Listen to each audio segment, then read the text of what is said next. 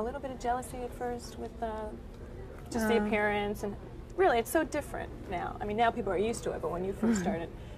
I think people were more shocked to see the kind of outfits I wore and to have the long nails. They were more curious about how I would be able to perform. Someone made a comment in the paper years ago that, well, she won't be able to run fast with fingernails that long and her hair that way and those outfits. But I just wanted to tell them that it doesn't matter what you wear. It's what you believe that you can do. Florence Griffith Joyner, a.k.a. FloJo, also known as Dee Dee to family and friends, was born on December 21st, 1959 in Los Angeles, California, to her father, Robert Griffith, and her mother, Florence Griffith. She grew up in the Jordantown housing projects, and she had 10 brothers and sisters. According to her mom, by the age of 1 or 2 years old, Flo was already running, racing her brothers and sisters around the neighborhood. And one thing that she loved to do growing up was hang out with her brothers. Now, she said that it was a rule. They would not let her cry. If she did, she couldn't hang out with them. So she said she learned to get her toughness and competitiveness from hanging out with her brothers. And even though she grew up in the rough projects in Watts, according to Flo, she had a really good childhood. She said it was so much love in her family that she really didn't know how rough it was around her. As a kid, she would join the Sugar Ray Robinson Youth Organization and would begin to run track meets on the weekends. Then she would win back-to-back Jesse Owens National Youth Games competitions at the ages of 14 and 15. She would attend Jordan High School in Los Angeles, and this is about the same time that she began to show her interest in fashion when she got her teammates to wear tights with their uniforms. And by the time she left Jordan High School, she had already set school records in sprinting and in the long jump. She would go on to attend California State University at Northridge, where she was coached by the legendary Bob Kersee.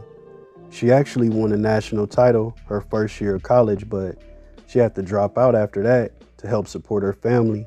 So she took up a job as a bank teller. That is, until her coach Bob Kersee was able to help get her financial aid at the new school that he was coaching at. That was UCLA. Now, according to FloJo, her whole life, she had been running on God-given talent, but Bob Kersee taught her about technique and form, the things that she would need to master if she wanted to become an Olympic gold medalist like her idol, Wilma Rudolph, who dominated the 1960 Olympics by winning 3 gold medals. FloJo would qualify for the 1980 Olympics, but she would have to wait 4 more years to make her official Olympic debut because the US government had decided to boycott the 1980 Olympic Games due to political reasons. In 1983, Flo would graduate from UCLA with a bachelor's degree in psychology, and that very next year, in 1984, she qualified for the Olympics that were being held in her hometown of Los Angeles. She was only able to get the silver medal in the 200 meters, but the world was starting to take notice of a young FloJo. Her style, her nails had people curious, but not everybody was a fan of Flo's unique style. And after failing to get the gold medal in the 200 meters, she wanted the opportunity to do it in the relays, but the relay team would not let her participate.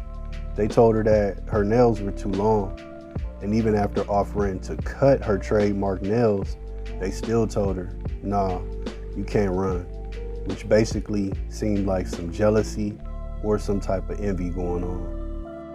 I didn't understand why I was not allowed to compete on the relay. I felt I had a really good chance, and I should have run on one of the relays, but I was not chosen. They told me that my nails was too long, and I told them at the time I would cut my nails. Just give me the chance. And after not having a chance, that made me even more determined to go to Seoul. I said in 1988, they're not going to stop me. I don't care if my nails is 10 inches long. Following the 1984 Olympics, FloJo would take somewhat of a hiatus from competitive track and field. She would only participate in events here or there over the next few years because she had to make money. So Flo went back to working as a bank teller, and she also did hair on the side. And during this time, she was also engaged to fellow Olympian Greg Foster, but that didn't last too long. But fortunately for Flo, in 1986, things was starting to look up. She would meet her future coach and her future husband, Al Joyner, an Olympic gold medalist in his own right, and actually the brother of Olympic legend Jackie Joyner-Kersee, who was the wife of FloJo's track coach, Bob Kersee. And after just 1 year of being together, Flo and Al got married. It was a little controversy behind this because Al took over full time as her track coach, and it was rumblings that Bob Kersee felt the way about this, but Flo always gave Bob the utmost respect and said that he taught her pretty much everything that she knew. And she would also speak on how close she was to Jackie Joyner, Bob's wife.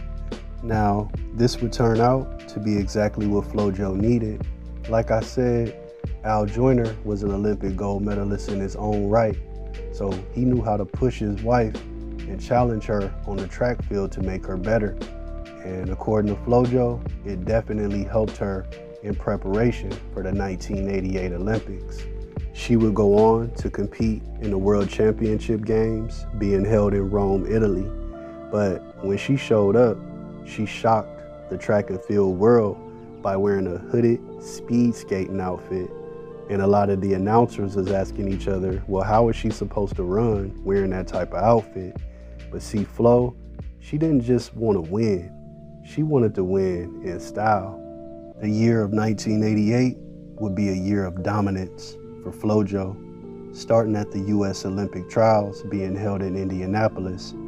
This was when FloJo would put the world on notice that she's the greatest to ever do it. Indianapolis. Florence Griffith Joyner in lane 5.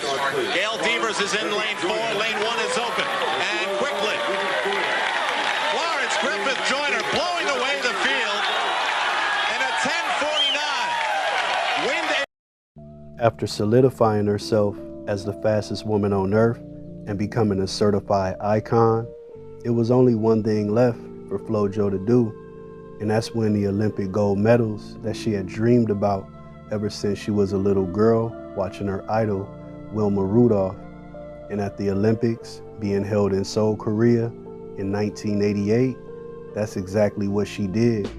She would go on to set an Olympic record in the 100 meters and walk away from the games with 4 medals, 3 gold and 1 silver. And you know what's funny? The silver medal actually meant more to her than the gold medals because of the disappointment that she faced in 1984 when the relay team didn't let her compete. So in 1988, when they did let her participate, it meant a lot to her. And she knew that she gave it her all. So getting the silver medal, it meant something to her still.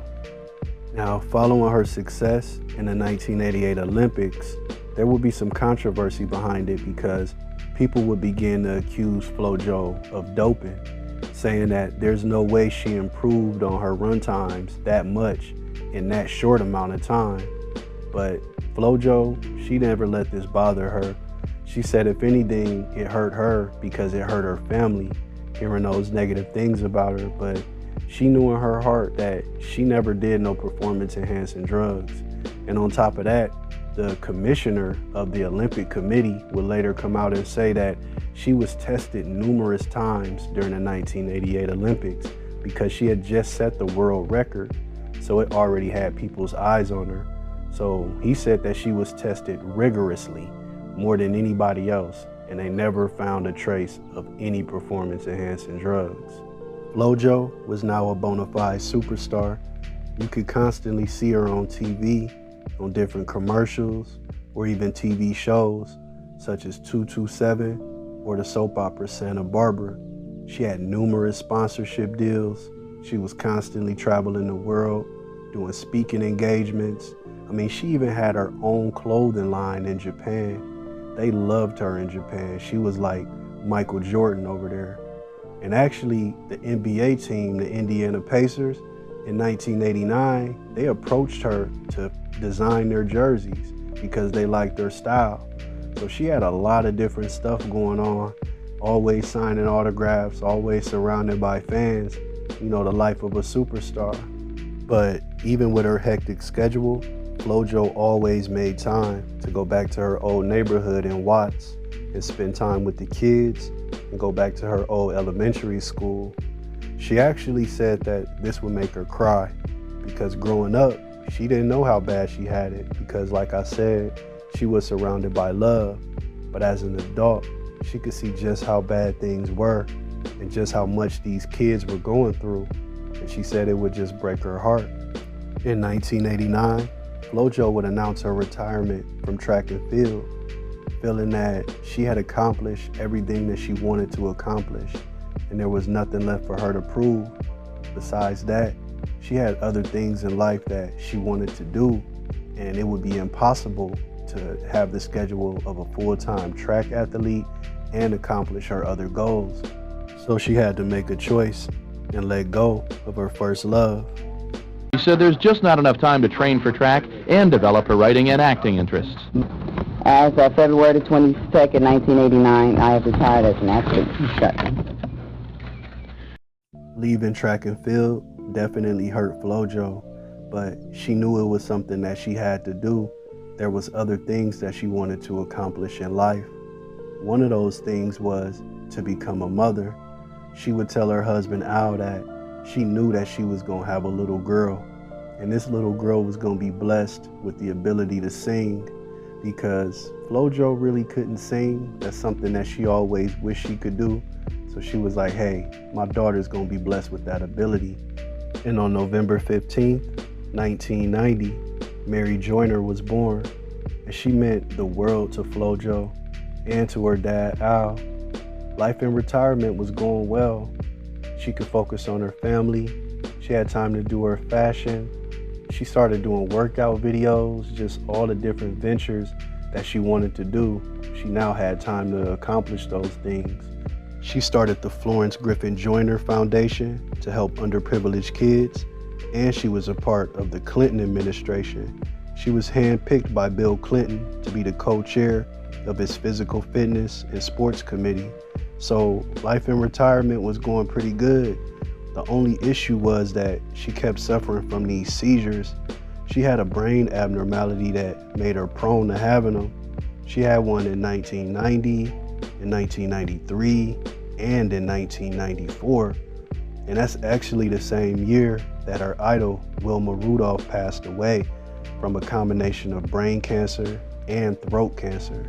So I know that hurt her a lot, losing her idol, somebody that she looked up to since she was a little girl. In 1996, FloJo announced her return to competitive track and field, with her intentions being to compete in the 400 meters because she already set world records in the 100 and the 200, so she wanted a new challenge, but she suffered from an Achilles tendonitis injury, and that stalled her comeback attempt. And unfortunately, on September 21st, 1998, FloJo would pass away in her sleep due to a severe epileptic seizure. Her husband Al says that he remembered that whole day, how good of a day it was, all the way up until the moment that FloJo passed away. I seen clips with them, and I can tell that they were very much in love. It was obvious, and I know it tore Al up a lot. I know it did. Not to mention their daughter Mary, who was only 7 years old during this time. The death of FloJo would shake the sports world because it was so unexpected, and she was so young and had touched so many lives with her greatness. The school that she attended as a kid, 102nd Street School in Los Angeles, would end up renaming itself in her honor to Florence Griffin Joyner Elementary School. And her daughter, who Flo said before she was ever born would be able to sing, actually did become a singer. And you can see her on shows like America's Got Talent. And she actually has a YouTube page as well. And she has some beautiful songs dedicated to her mom. I'm gonna leave that link in the description. And the influence of FloJo can still be seen in today's track athletes over 20 years after her passing and over 30 years after setting world records. Her legacy is just that powerful. Her greatness meant that much, and she'll never be forgotten. And FloJo was only 38 years old when she died, man. Rest in peace, Queen.